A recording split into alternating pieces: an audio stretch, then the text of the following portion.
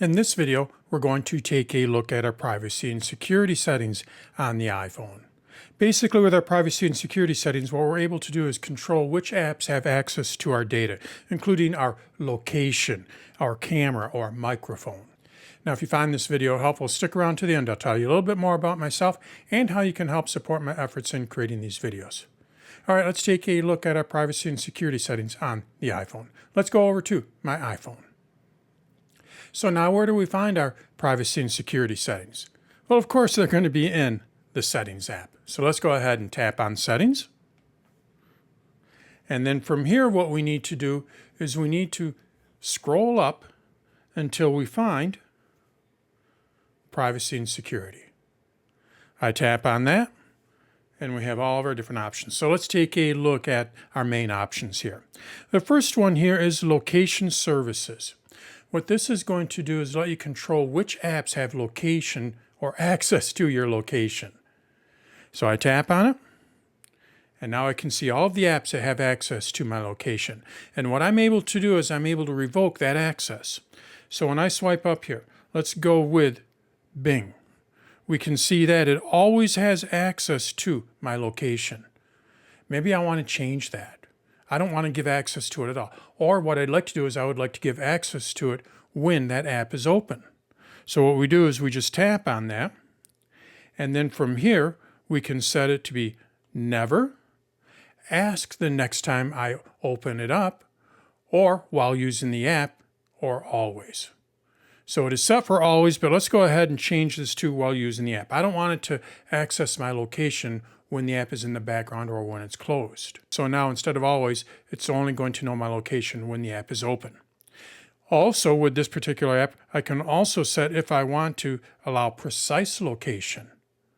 Now they are probably collecting data to sell to different advertisers. So I don't want them to know my precise location. So when it is tracking my location, it is not going to use my precise location because that is turned off. So we can do this for individual apps. You're going to see that when I open up BusyCal. I tap on it, and we can see that it has access when I'm using the app. I'm going to leave it at that. I could change it to always or never, but I do like to see the weather in there. So while I'm using the app, it's going to update that weather. In addition to that, as far as I know, they're not selling my information. So I'm going to allow precise location with this particular app. So that's how we can set our access for our location on our different apps. Let's go back. Our next option here is tracking. Basically with tracking, what a developer can do is they can put code into a website that tracks your activity. This can be across websites, apps, as well as company data. Now, in some cases, they might use that for their app, but in other cases, what they might do is they might sell that information. So do you want to allow apps to track your information?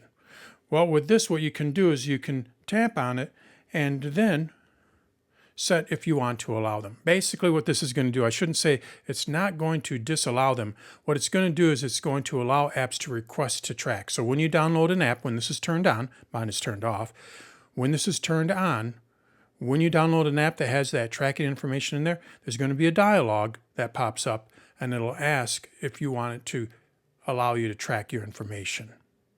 With this being turned off, it is not going to ask you that. So then it's not going to track your information. Let's go ahead and go back. Our next one here is for our information across different apps. So with calendars, what apps are accessing my calendars? Well, when I tap on it, I can see that Fantastical and GoodTask as well as Zoom are accessing my calendar. And when we look at Fantastical and GoodTask, they have full access, while Zoom can only add events. So what we're able to do is set, when I tap on any one of these, set if I wanted to access my calendar at all, or if I wanted to add events only, or if I wanted to allow full access. So when we go back, if we go to Contacts, what do you think that's going to manage? Which apps have access to your contacts? So we can see that BusyCal, Keynote, Numbers, Pages, Reorder It, Spark, and Zoom all have access to my contacts. If you want to revoke access, again, you just tap on any one of them, and then you can set if you want to allow it access to your contacts. We'll look at one more here. Let's go with health. which apps have access to your health data. Tap on it and you can see which apps, and then you can go and revoke that access. So this is where you can set which apps have access to your personal information. I swipe up. Now this is the hardware. So that was our personal information, such as our calendars, our contacts, our health. This next section is more hardware. Which apps have access to Bluetooth as an example?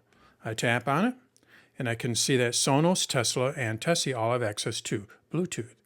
I can turn that off so they no longer have access to Bluetooth.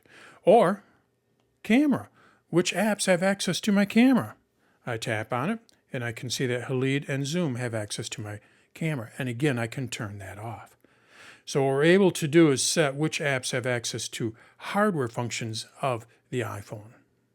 Now below that, we do have a few, I'm going to call them random settings here, but journaling suggestions. We can set which apps have access to our journal and which ones can suggest entries for that journal. We also can see our blocked contacts as well as safety check. Safety check is something that I recommend everyone run through at least once a year. It basically just runs through all the settings here, and you can easily see who you're sharing your information with, and you can revoke that access, or you can see what apps are sharing your information, or what information is being shared with different apps. And again, you can revoke that access. So it's just a good way to review your privacy and security settings. So that's our privacy and security settings on the iPhone. This is all located within Privacy and Security within the Settings app. We can set which apps have access to our location, as well as which apps have access to our personal information, such as our calendar, our contacts, our health. And then also what we're able to do is set which apps have access to some of the hardware features of the iPhone, like the camera or the microphone. So that's our privacy and security settings on the iPhone. Now, if you found this video helpful, what you may want to do is like the video. You can subscribe to my channel. You can share it with friends and family. I also have a couple of other options if you want to help support my efforts in creating these videos. I have danstutorials.com as well as dansonlinecourses.com. danstutorials.com is a membership-based website that not only has more videos, but it also has an AI assistant modeled after an Apple Genius. When you become a member of my site, what I'll do is I'll take out all of the ads from the videos, and you have access to that AI assistant. Now, this is a subscription-based website, so if you don't like subscriptions, I also have another option, dansonlinecourses.com. With that site, what I have are different courses on Apple's hardware, such as the iPhone, the iPad, and the Mac. Well, actually, as of this recording, I only have one on the iPhone, but I'm recording videos for the iPad, and after that, I'll be recording videos for the Mac. So I'll have multiple courses on there. These are not memberships, they're one-time purchases. So when you purchase that course, you're going to get all the videos for that specific device.